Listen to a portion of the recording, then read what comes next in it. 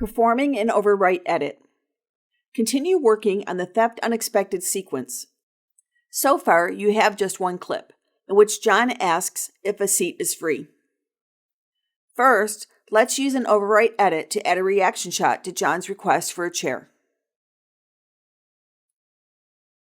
Open the shot HS Suit in the source monitor. You added in and out points to this clip earlier. You'll next need to set up the timeline panel carefully. This may seem like a slow process at first, but after practice, you'll find editing is fast and easy. Also, it is common to perform several edits with the same settings before you need to change them. Position the timeline playhead, rather than the source monitor playhead, just after John makes his request, around 000400 is perfect. Unless an in point or out point has been added to the timeline, the playhead is used to position new clips when editing with the keyboard or on-screen buttons. It becomes the in point. When you drag a clip into a sequence, the location of the playhead and existing in or out points are ignored. Though the new clip has an audio track, you don't need it.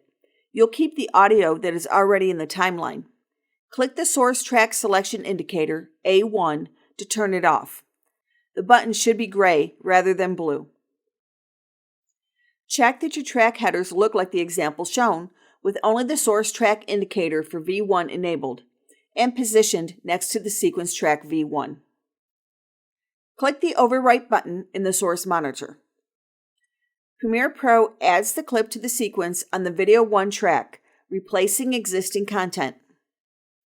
When you perform an overwrite edit, existing sequence clips do not move to make room for the incoming clip. You have completed an overwrite edit.